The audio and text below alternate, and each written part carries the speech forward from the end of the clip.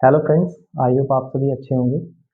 Friends, आज हम बात करने वाले हैं मैथ्स के एक इम्पॉर्टेंट टॉपिक आयतन एवं पृष्ठ क्षेत्रफल के बारे में। ठीक है, तो जैसे मैंने आपको पिछली वीडियोस में क्षेत्रफल और आयतन के बारे में बताया था, तो आयतन में हमने देखा हुआ था कि जो 3D में होता है, जो सॉलिड होता है, या ये बोला जा सकता है कि जो कोई सा वस्तु जितना स्थान घेरता है, ठीक है, जो कोई सा भी, चाहे त्रिभुज हो या चतुर्भुज में हो, है ना, घन घनाभ जो हम लोग पढ़ रहे थे, तो कोई भी वस्तु जितना भी स्थान घेर रहा है वह उसका आयतन कहलाता है। ठीक है, जितना स्थान को घेर लेता है। ठीक है, तो वैसे ही हम यहाँ पे क्वेश्चन के माध्यम से स्टार्ट करते हैं कि आयतन और पृष्ठ क्षेत्रफल कैसे निकालना है, कैसे पढ़ना है, किस टाइप के क्वेश्चन आएंगे, और जो भी ज्यामितीय आकृति हमारी होंगी, है ना, जैसे कि घन हो गया, घनाभ हो गया, गोला हो गया, ठीक है, अर्धगोला हो गया, प्रिज्म हो गया, बेलन हो गया, ये सब का हम आयतन और पृष्ठ क्षेत्रफल के बारे में देखते हैं कि उसका फॉर्मूला कैसे होगा, कैसे फॉर्मूला बनेगा और कैसे कहाँ पे यूज होगा। ठीक है, और क्वेश्चन किस टाइप के आते हैं, तो आप यहाँ पे क्वेश्चन देख सकते हैं कि 22 सेंटीमीटर वाले 22 सेंटीमीटर भुजा वाले धातु के बने घन को पिघलाकर 1 सेंटीमीटर त्रिज्या की कितनी गोलियां बनेंगी। ठीक है, इस टाइप के क्वेश्चन जनरली टीचर के या एग्जाम में या टेट के एग्जाम में आते हैं, जो आयतन से संबंधित, तो ये हम सॉल्व करके देखते हैं।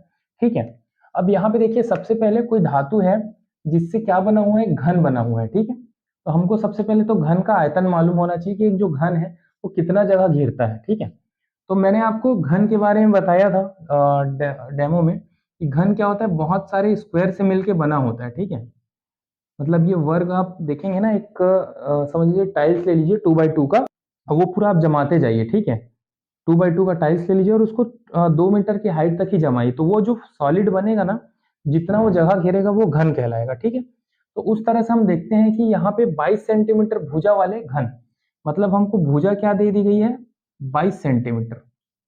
मान लेते हैं हम घन की भुजा क्या है, ए है। अब चूंकि ये घन है ना, ये आपका मैंने घन ले लिया,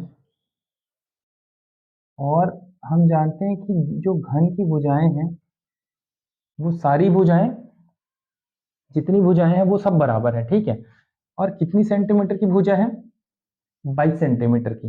अब यहाँ पर देखिए कितनी भुजाएं हैं हमारे पास, 1, 2 और 3। ठीक है, लंबाई गुणे और ऊंचाई, लंबाई चौड़ाई और ऊंचाई, और ये तीनों भुजाओं से मैं आयतन निकालूं, आयतन, तो इस घन का आयतन क्या होगा, ए का क्यूब। ठीक है, ए का क्यूब, अर्थात यहां पे दिया हुआ है 22 का क्यूब। ठीक है, इसको हम सॉल्व करते हैं। क्या हो जाएगा ये, 22 गुणित 22 गुणित 22, 22 गुणित 40 के 4, 80 के 4, 40 4 48 गुणित 22। ठीक है, उसके बाद 2 चौकाट 2 के 16, 2 चौकाट 2 के 16,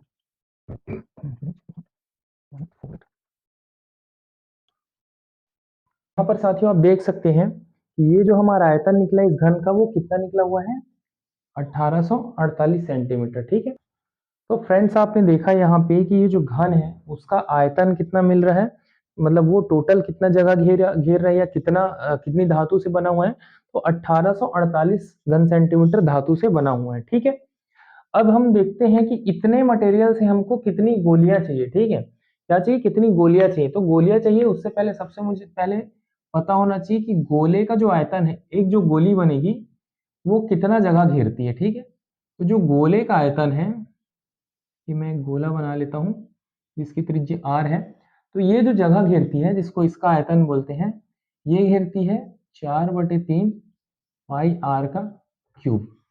ये इतना जगह घेरती है, एक गोली घेरेगी। ठीक है, अब यहाँ पे चूंकि गोली की त्रिज्या कितनी दी गई है, 1 दी गई है, तो 1 सेंटीमीटर त्रिज्या वाली जो गोली है वो इतना जगह घेरेगी।